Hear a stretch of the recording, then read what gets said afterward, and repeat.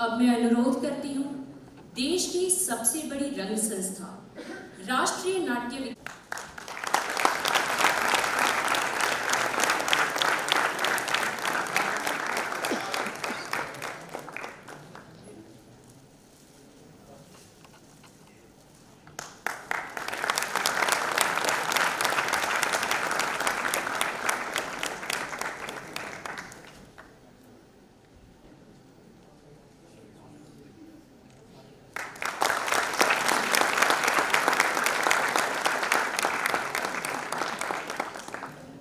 साथ ही श्री परेश रावल जी और चित्रंजन त्रिपाठी जी भारत रंग महोत्सव के रंगदूत पंकज त्रिपाठी जी का भी शॉल, पुष्पगुच्छ और प्रतीक देकर स्वागत करें।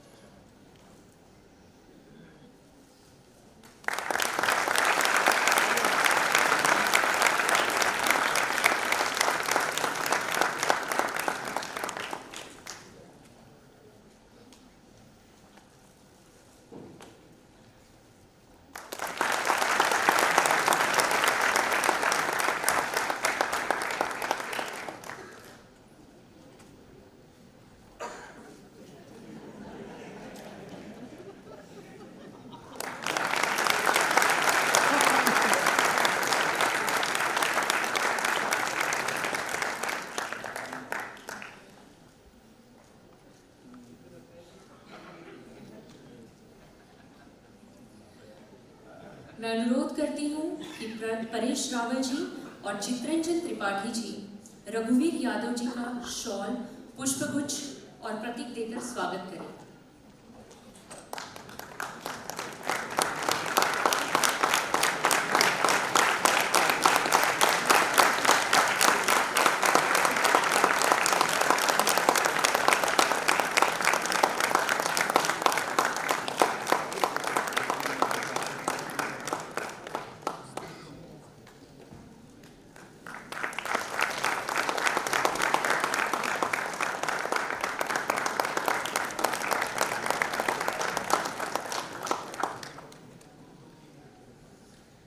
आदरणीय श्री रघुवीर यादव जी से आग्रह है कि वो भारत रंग महोत्सव के लिए अपने विचार साझा करें।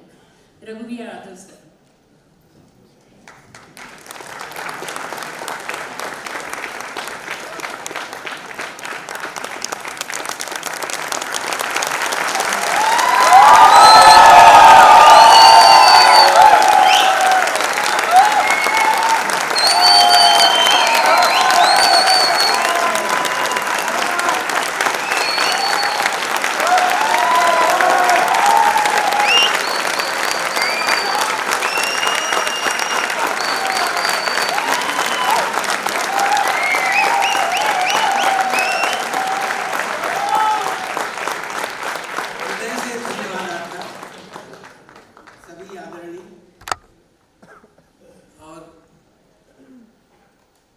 बेहद खुशी कहूँ मैं पता नहीं क्या कहूँ, मुश्किल में पड़ गया मैं। पूरा एनएसडी का ज़माना, एनएसडी के दिन जब हमें तैरना तो नहीं डूबना सिखाया जाता था।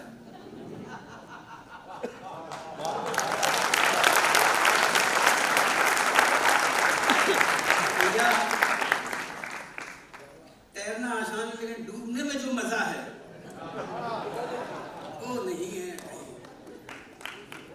अब मैं ज्यादा वक्त नहीं लूंगा, सिर्फ कि थिएटर, रंगमंच, ये तो मुझे लफ्ज ही नहीं मालूम थे। मैं कहाँ बिल्कुल देहात से आया हूँ मैं, जहाँ बैलगाड़ी चलाया करता था, भैंस चलाया करता था।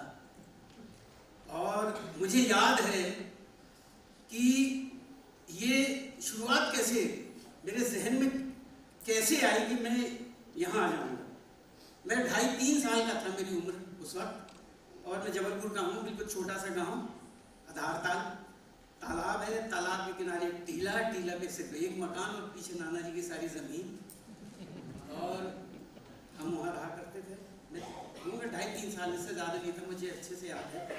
एक पापड़ बेचने वाला निकलता था हमारे दूर खेत से, खेतों की मेड़ों के ऊपर से, और सिर्फ एक घर के लिए पापड़ बेचता था कि मूंग का पापड़ लो, उड़द का पापड़ लो, मूंग का पापड़ लो, मूंग का पापड़ लो, उड़द का पापड़ लो।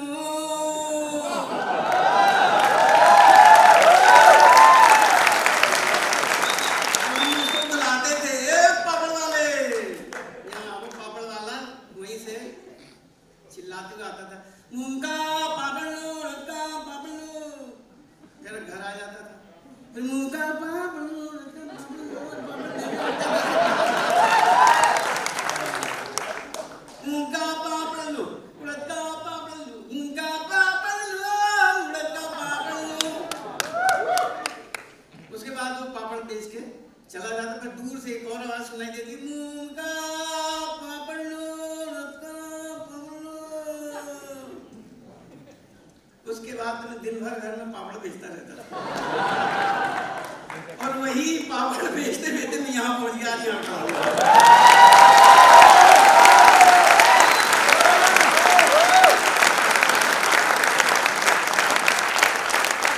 मैं अचानक याद आ गया कि शुक्रगुजार हूँ उस पापड़ वाले का जिसने सुर पकड़ा दिए। फिर उसकी तलाश में, सुरों की तलाश में मैं ढूंढता रहा। फिर रामलीला, एक तो जमाना बड़ा सुरीला हुआ करता था।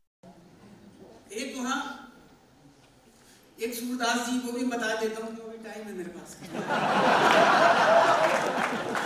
एक सूरदास जी निकलते थे, और वो मैं इसलिए बता रहा हूँ कि भैया अगर आपके पास कान है तो फिर आपको फिर मंजिल बनाने की जरूरत ही नहीं है। आपको रास्ते ही रास्ते हैं आपके खुले हुए, क्योंकि कान बड़े जरूरी है हमारे इस फील्ड में। इस फील्ड में क्या, किसी भी फील्ड में अगर आपके पास कान नहीं तो कुछ नहीं, तो सुन के ही हुआ है सारा कुछ। तो वो सूरदास अपनी पत्नी के कंधे पे हाथ रख के और गाते हुए निकलता था। वो मैंने पहला भजन याद किया कि आजू गई होती वो रही हो रस खाने रही, कभी नंद के वो नहीं वागो जियो जुग लाख करो रही, जसमती को सुख जात कहो नहीं। अरे तेली लगाई लगाई के अंजन भोई बनाई बनाई, डिठो नहीं डारी हमें लनिहारती आनन, भारती जो चुचकारत छो नहीं, धूर भर अति शोभित श्यामजू तैसी बनी सिर सुंदर चोटी, और खेलती खाद फिर अंगना पग पैजनिया कट पीरी कछोटी, काग के भाग बढ़े सजनी हरि हाथ।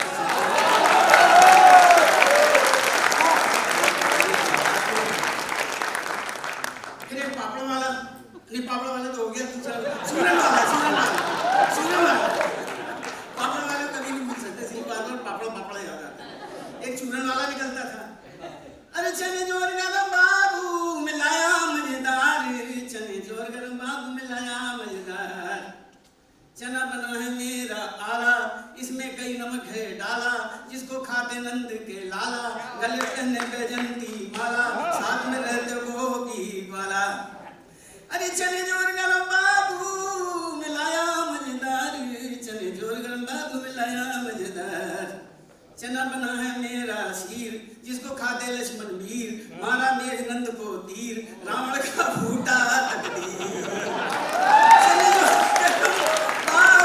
चना बना है मेरा भूल, लड़के खा के गए स्कूल, वो तो सब गए सब भूल, मारा मास्टर ने जब रूल, वो तो हो गए हूलम फूल। चने जोर गरम बाबू मिलाया मजेदार, चने जोर गरम बाबू मिलाया मजेदार।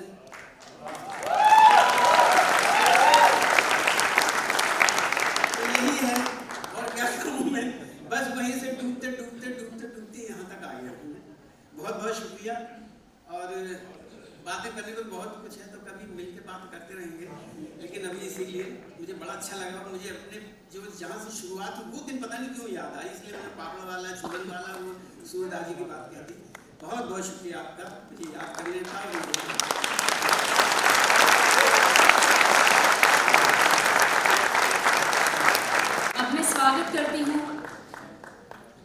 निदेशक श्री चित्रंजन त्रिपाठी जी सर को। Please sir.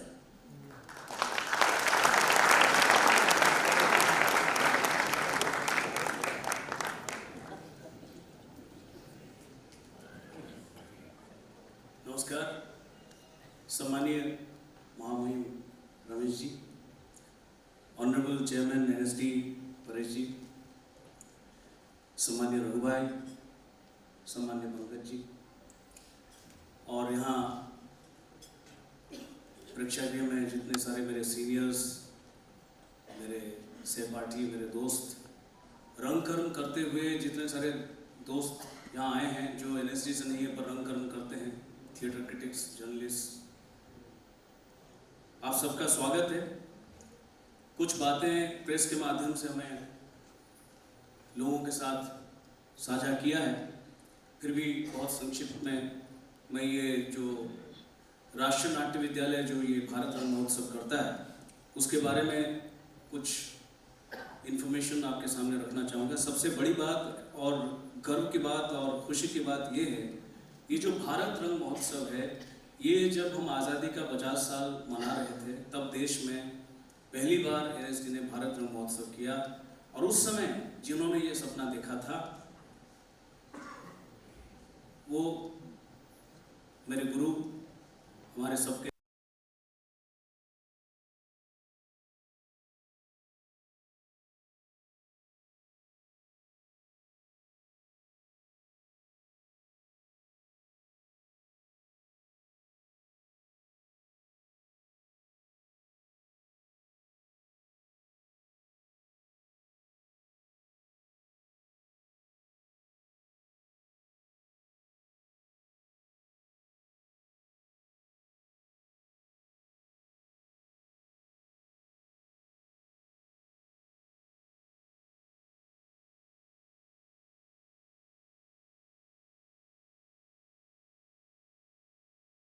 हमारे पास जो भी छोटी मोटी हमारा जो भी साधन है और जो हमारे पास जो बल है, वर्कफोर्स है, मैन पावर है, वो सबको लेके हम धीरे धीरे ये 25 साल तय कर चुके हैं और 25 साल भारत रंग महोत्सव को हो चुका है, और आज हम पाते हैं कि ये संपूर्ण विश्व में सबसे बड़ा अंतर्राष्ट्रीय नाट्य महोत्सव है।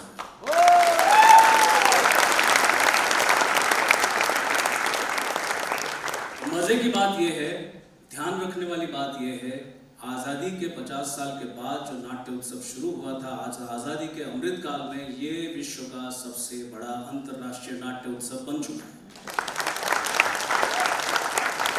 ये न केवल राष्ट्रीय नाट्य विद्यालय के लिए गर्व की बात है, बल्कि पूरे देश के लिए गर्व की बात है, क्योंकि जहां पूरा विश्व युद्ध में धीरे धीरे डूबता जा रहा है, वहां पर भारत वसुधैव कुटुंबकम वाली बात को अपने दिल में रखते हुए देशों को नाटक के माध्यम से, कला के माध्यम से जोड़ने की कोशिश कर रहा है। जैसा कि हमने इस बार एक एंथम बनाया था भारंगम का, जो आपने सुना, उसमें जो नाटक के बारे में है कि ये विषाद दूर करता है, ये डिप्रेशन दूर करता है, दुख दूर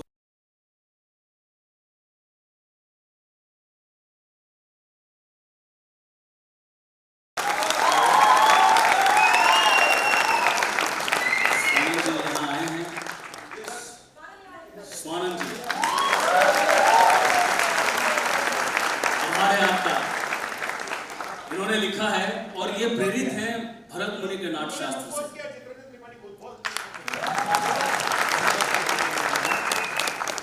भरत मुनि के नाट्यशास्त्र से प्रेरित होकर इसको उन्होंने लिखा। सो कहने का मतलब ये है कि आज जब देश, हमारे देश की तरफ लोग देख रहे हैं मुड़कर, हमें मुड़कर अपनी पोथियों को थोड़ा देखने की जरूरत है। जिस देश में मारीच जब चाहे तब सोने का हिरण बन के आ पाता था, जिस देश में मारीच को मारने के बाद जब उसके मुंह से त्राहिर लक्ष्मण राम जी की आवाज में जो निकाल सकता था वो एआई था,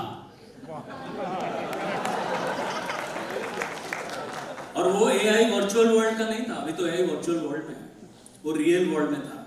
सो कृपा करके आप सब लोग, जितने लोग रंग कर्म करते हैं, इसे मान लें। भरत मुनि ने 2500 साल पहले या 3000 साल के आसपास जब पहली बार ये पंचम वेद लिखा गया। पंचम वेद इसलिए कहा गया क्योंकि इससे हमें ज्ञान मिलता है, इससे हमें ये समस्त कलाओं की जननी है, आपको खुशी देता है और न जाने क्या क्या।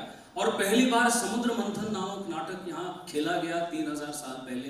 तब शायद बाकी मुल्क में लोग गुफे में बैठे हुए थे, गुफा में बैठ के शेर चीता को देख रहे थे कि ये शेर आया, ये चीता आएगा, पर यहाँ पर नाटक हो रहा था। यानी कि यहाँ संगठन नाम की चीज हो चुकी थी। लोग संगठित थे, लोग पढ़े लिखे थे, लोग कला के बारे में जानते थे, लोग संगीत के बारे में जानते थे, नृत्य के बारे में जानते थे, शिल्प कला के बारे में जानते थे। जो सारे आयाम है नाटक में वो सबको जानते थे। और सबसे बड़ी बात जो एकदम कड़क में बिकती है आजकल, थिएटर मैनेजमेंट का कोर्स, सूत्रधार नाम की चीज उन्होंने इजाद किया था, जिसको थिएटर मैनेजर कहते हैं। सो इतना बड़ा हमारा जो एक ट्रेडिशन है, उसी को देखते हुए हम भारत रंग महोत्सव कर रहे हैं। इसमें हम पूरे देश को जोड़ते हैं, साथ में बाकी देशों को भी जोड़ते हैं, क्योंकि वो बेचारे हमारे ही हैं, वो सब हमारे हैं। क्योंकि ये जो जम्बूद्वीप है, वहाँ से खंड विखंड होके जो सब गए हैं, सब हमारे हैं। वन अर्थ वन नेशन वसुधैव कुटुंबकम, इसी को सामने रखते हुए आज 150 से भी अधिक नाटक लेकर हम देश के 15 जगह पे इस बार कर रहे हैं, 15 शहर में। और सारे नाटक वाले हम सब एक हैं। कोई प्रशिक्षित हो जाता है विधिवत रूप से राष्ट्रीय नाट्य विद्यालय या भारत हिंदू नाट्य अकेडमी या जो है वहाँ जाता है, या फिर कई लोग होते हैं जो एकलव्य होते हैं। हम नाटक वाले एकलव्य का अंगूठा ना काटें, उनको हम एम्ब्रेस करें, आलिंगन करें और सब मिलकर।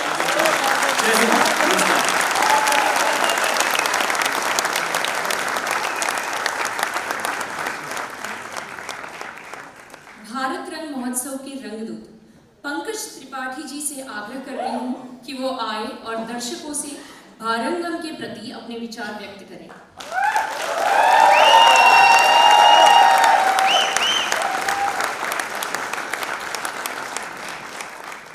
क्षमा, उच्चारण में थोड़ा प्रॉब्लम। ये रंगदूत हैं, ये भारत रंग महोत्सव में रंग नहीं है, ये हमारे महोत्सव के रंगदूत हैं, जिसको अंग्रेजी में आजकल लोग बोलते हैं ब्रांड एम्बेसडर। तो भारत रंग महोत्सव आज अगर दुनिया का सबसे बड़ा अंतर्राष्ट्रीय इंटरनेशनल थिएटर फेस्टिवल है, तो वो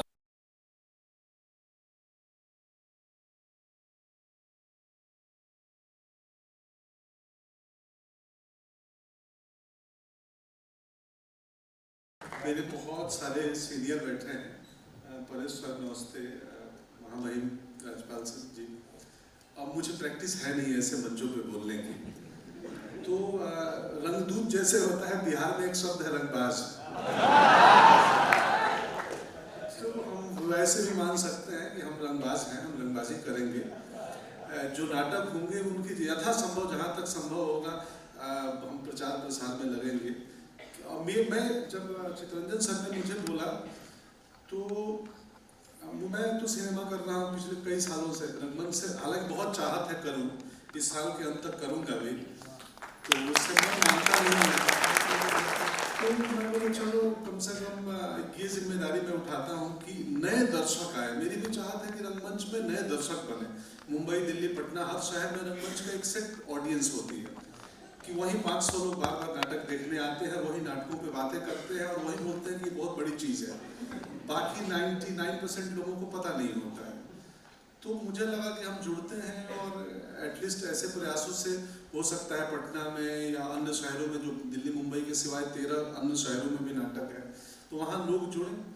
तो मैं आभारी हूँ चितरंजन सर का और राष्ट्रीय नाट्य विद्यालय का, मैं छात्र रहा हूँ वहाँ का। तो ये हमारी भी जिम्मेदारी थी कि इन्होंने जैसे आदेश दिया, मैं बोला बस मैं रेडी हूँ, कोई से आप जहाँ बोलिए जैसे बोलिए मैं पहुँचूंगा और जो संभव होगा वो मैं अपने पास तरह से करूँगा। सो धन्यवाद, नमस्ते।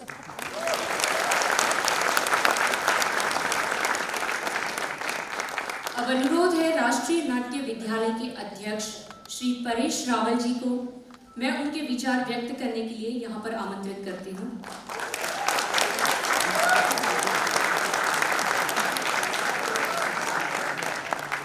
Thank you very much. मंच पर विराजमान महामहिम हमारे महाराष्ट्र के राज्यपाल आदरणीय रमेश बहन साहब, हमारे डायरेक्टर मिस्टर चितरंजन त्रिपाठी जी, पंकज त्रिपाठी जी और हिंदुस्तान की मिट्टी की खुशबू जैसे रघुवीर यादव भाई,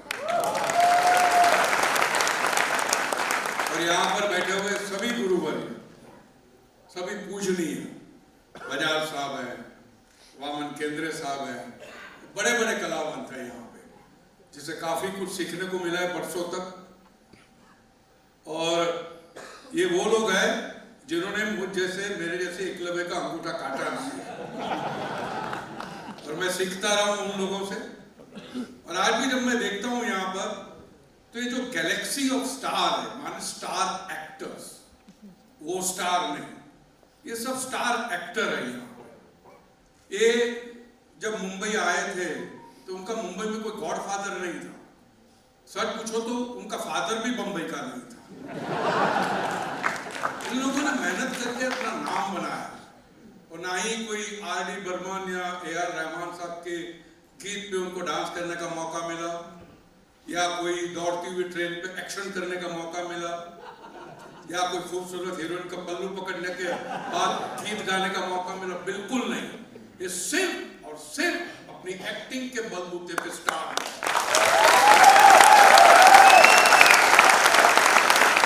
और मुझे ऐसे सम्माननीय, ऐसे गुणवान कलावंत लोगों के साथ रहने का मैं सच में अपने आप को बड़ा सौभाग्य मानता हूं, क्योंकि मैं हूं थिएटर का और मैं थिएटर वाला ही रहना पसंद करूंगा।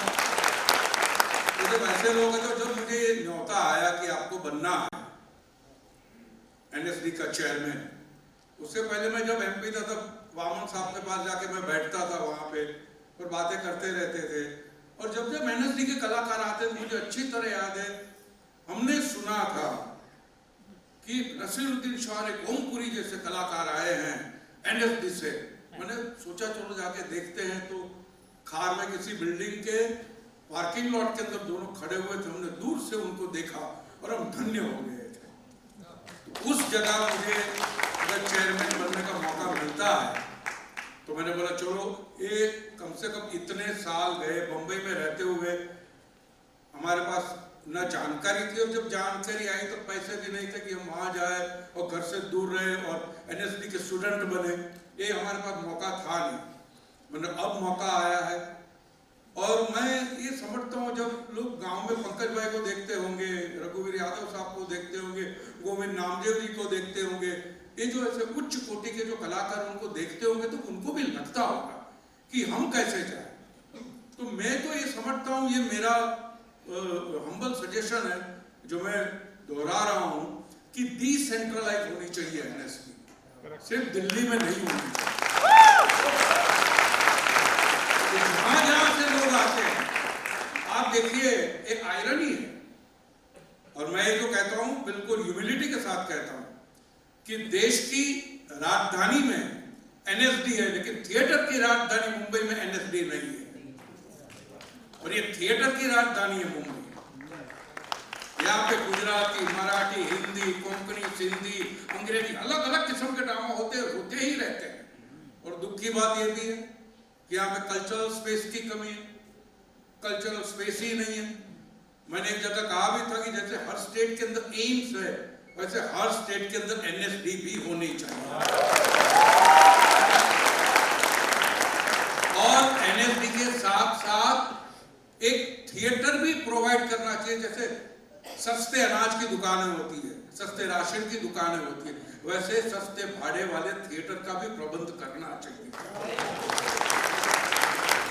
मैं दाद देता हूं, सलाम करता हूं पृथ्वी थिएटर को, शशि कपूर साहब को, कि जहां पे स्क्वायर फीट का रेट 1.5 लाख रुपया, 1.25 लाख रुपया है, वैसी जगह पे वो बंदे ने थिएटर बनाया। और सिर्फ बनाया नहीं, टोकनिज्म नहीं किया, चलाते रहे, बरसों चलाते रहे। जनरेशन के जनरेशन एक्टर वहां से निकले, और जनरेशन के जनरेशन प्रेक्षक भी वहां से निकले। पृथ्वी थिएटर में ड्रामा देखने के बाद लोगों का टेस्ट चेंज हुआ, उनको देखने में पता चल गया कि क्या किस किस्म से थिएटर को देखा जाना चाहिए। तो जब ऐसे लोग, तो गवर्नमेंट को भी सब्सिडी देनी चाहिए, गवर्नमेंट को भी सपोर्ट करना चाहिए। मैंने बीच में सुना था कि पानी की और बिजली की सब्सिडी के बारे में बात हो रही थी पृथ्वी थिएटर में, वो भी बड़ी दिक्कत होती थी उनको। तो गवर्नमेंट को इस किस्म के सपोर्ट भी करना चाहिए। और साथ साथ मेरा सुझाव अनवारंटेड, अनसॉलिसिटेड स्टूडेंट के लिए भी, जो स्टूडेंट अपने माता पिता को, अपने घर वालों को, रिश्तेदारों को, भाई बहनों को, अपने पूरे माहौल को छोड़ के 3-3.5 साल तक दिल्ली आता है ये पढ़ने के लिए, ये सीखने के लिए, तो उसे सिर्फ उसमें ही अपना ध्यान केंद्रित करना चाहिए। एक्टिविज्म भी जरूरी है, लेकिन जब आपकी स्टडी खत्म हो जाए बाद में, गांधी जी ने भी बैरिस्टर बनने के बाद एक्टिविज्म किया था, इसमें नहीं किया। ये सब बहुत जरूरी है। और जहां से आप, मैं समझता हूं कुछ सालाना सरकार एक स्टूडेंट के पीछे 1.5 या 1.25-2 करोड़ रुपया खर्चा करती है 3 सालाना, ऐसा मैं समझता हूं। तो जब सरकार आपके पीछे इतना खर्चा करती है तो आपकी भी जिम्मेदारी बनती है, आपका भी एक पेबैक टाइम होता है, गवर्नमेंट के लिए नहीं। आप जहां से जिस इलाके से आए उसी इलाके में जाइए, वहां पे अपनी भाषा में आप थिएटर कीजिए, आप अपनी भाषा को आगे बढ़ाइए। कब तक आप मुंबई आएंगे? और मुंबई आइए, मुंबई किसी के बाप की जागीर नहीं है, कोई ये मत समझना, आप आइए, लेकिन तब तक आप बेचारे बन के, बेबस बन के देखते रहेंगे अब हमारा क्या होगा। मैं नसीरुद्दीन शाह साहब को सलाम करता हूं, उनको कोई जरूरत नहीं है थिएटर करने की, वो कंटिन्यूअस थिएटर करते रहते हैं। और मैं ऐसे कई एक्टरों को जानता हूं एनएसडी के जो थिएटर करते ही नहीं, तो मुझे बड़ा ताज्जुब होता है। देखिए, थिएटर आपका रियाज है, वही आपको बचाएगा, वही आपको सिखाएगा, वही आपको आगे लेके जाएगा। नसीरुद्दीन शाह बनने हैं सिर्फ एनएसडी में पढ़ने से नहीं, एनएसडी में पढ़ने के बाद उन्होंने अपने आप के ऊपर भी बहुत सारा काम किया है, तब जाके वो नसीरुद्दीन शाह बने या ओमपुरी बने। तो ये हमको भी समझना चाहिए। और दूसरी बात रही, एनएसडी को जितना हो सके उतना हमारी तरफ से भी बहुत सपोर्ट मिलना चाहिए, गवर्नमेंट की तरफ से भी सपोर्ट मिलना चाहिए। उनको अच्छे फैकल्टी लाके देनी चाहिए, बड़ा चैलेंजिंग एटमॉस्फेयर बनाना चाहिए पढ़ाई के मामले में, उनके एक्सपोजर के मामले में बड़ा चैलेंजिंग बनाना चाहिए। मैं तो ये समझता हूँ कि थोड़े बहुत परिवर्तन हम ये लाना चाहते हैं कि आपके जो वर्किंग आवर्स है वो रात को 7 बजे से लेके, अब हमारे सुबह 7 बजे से लेके रात को 12 बजे तक के न हो। इसमें कोई क्रिएटिव काम नहीं होता है, बॉडी थक जाती है, दिमाग थक जाता है, आप ऊब जाते हैं और जल्दी से जो माहौल उनसे उखड़ भी जाते हैं। 9 बजे से लेके रात को 9 बजे तक कीजिए, एक हेल्दी एटमॉस्फेयर भी रहेगा, खाना भी अच्छा मिलना चाहिए, खाने की क्वालिटी भी अच्छी होनी चाहिए, रहने की क्वालिटी भी अच्छी होनी चाहिए। ये सारी जिम्मेदारी सरकार की भी है और गवर्नमेंट की भी है। और सरकार बिल्कुल सोचे कि मैं ये समझता हूँ कि कोई कहेगा कि देखो अभी ये मोदी जी की वाहवाही करे, लेकिन मैं समझता हूँ ये जो गवर्नमेंट है एग्रेसिव है, जो बोलती है वो करके दिखाने में मानती है। ये गवर्नमेंट के पास प्रस्ताव रखेंगे, ये गवर्नमेंट करके दिखाएगी, हम उनको करके दिखाने के लिए प्रोत्साहित करेंगे, मजबूर भी करेंगे, वो करेंगे। और एनएसडी को लेकर दूसरे ये भी विचार है कि पूरा एनएसडी के बाद जब हमने देखा 15,000 का डेटा पड़ा हुआ है, पूरा डिजिटाइज है, world class material, world class place, world class acting, world class director, world class production. क्यों ये सारे मटेरियल को लेकर थिएटर का एक ओटीटी प्लेटफॉर्म क्यों न खुला गया? और दुनिया के जितने भी थिएटर हैं वो सबके साथ उसे जोड़ा जाए, वेस्टर्न का हो, ब्रॉडवे का हो, नॉर्वे का हो, स्वीडन का हो, सबके साथ हमारा भी थिएटर जुड़े और ओटीटी प्लेटफॉर्म के साथ सब्सक्राइब करो उसको। उससे जो आमदनी होगी उसका भी फायदा एनएसडी को होगा। और सिर्फ पैसा खर्चा करना और सिर्फ गवर्नमेंट से लेते रहना, ये नजरिया नहीं होना चाहिए। हमको आत्मनिर्भर भी होना पड़ेगा। मैं ये समझता हूं कि एनएसडी को हर स्टेट के साथ टाइप कीजिए, मुंबई गवर्नमेंट के साथ, मुंबई स्टेट गवर्नमेंट के साथ टाइप कीजिए, हर महीने यहाँ पे रेपर्टरी का एक प्रोडक्शन हो, उसके 2 या 3 शो हो हर महीने। तो यहाँ के जो टैलेंट स्काउट है वो भी आके देखे, भैया देखो किस किस्म के कलाकार है, कितने चैंपियन कलाकार है, जो लुखे सूखे लेके आते हैं, बाकी उससे तो कई गुना अच्छे हैं ये, वो भी और टैलेंट स्काउट को पता चलेगा। तो ये जितना हो सके उतना एनर्जी को खुल के आगे बढ़ना पड़ेगा, क्योंकि मैं समझता हूँ पॉपुलर होना मीडियोकर की निशानी नहीं है, एक गलत नोशन बैठ गया है, एक लेफ्टिस्ट नोशन है ये मैं नहीं कहूँगा, लेकिन गलत नोशन है कि जो पॉपुलर हो मीडियोकर है। तो फिर चार्ली चैपलिन साहब को आप क्या कहेंगे, वो भी पॉपुलर है।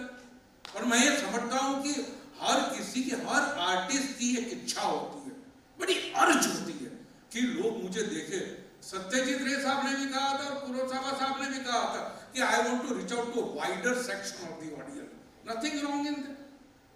हमको क्यों कूप मंडू की तरह एक ही जगह पड़े रहे, हम चाहे हर जगह ड्रामा करें, बट उसके लिए एक फैसिलिटी भी गवर्नमेंट को भी प्रोवाइड करनी पड़ेगी, एनएसडी को भी धक्का देना पड़ेगा, एनएसडी को भी ये गवर्नमेंट के पीछे हाथ धो के पड़ना पड़ेगा। तो ये विचार है और मैं समझता हूँ जब तक है तब तक पूरी कोशिश रहेगी। तो लेकिन सबका साथ चाहिए। फॉर्चुनेटली मैं, मोहंती साहब यहाँ पे बैठे हैं, शांतनु जी बैठे हैं यहाँ पे, ये सबका मैं रियली शुक्रगुजार हूँ, प्रोएक्टिव है। और अभी त्रिपाठी साहब आए, बड़े प्रोएक्टिव है, हार्ड वर्किंग लोग हैं, वो मेहनत करना चाहते हैं और स्टूडेंट को साथ में लेके चलना चाहते हैं। तो स्टूडेंट से सभी से मेरी जिम्मेदारी सब साथ में लेके चले और बस जितना हो सके, क्योंकि जितना एनएसडी आगे बढ़ेगा, और एनएसडी को दूसरी भी एक बात करनी चाहिए, ये प्रस्ताव मैंने रखा हुआ था कि हर यूनिवर्सिटी के साथ एनएसडी का टाइप है, यूनिवर्सिटी इन टर्न में टाइप विद कॉलेजेस, स्कूल्स, तब देखिए कितने यंग टैलेंट का आपको मिलता रहेगा, फ्लो आता रहेगा एंड एवरीबॉडी गेट्स कनेक्टेड। तो ये होना चाहिए, ये मैं समझता हूँ और कोशिश करेंगे, ऑनेस्टी के साथ कोशिश करेंगे, क्योंकि थिएटर जहाँ से हम आए हैं, हमारी माँ के लिए अगर इतना नहीं करेंगे तो किसके लिए करेंगे। Thank you so much.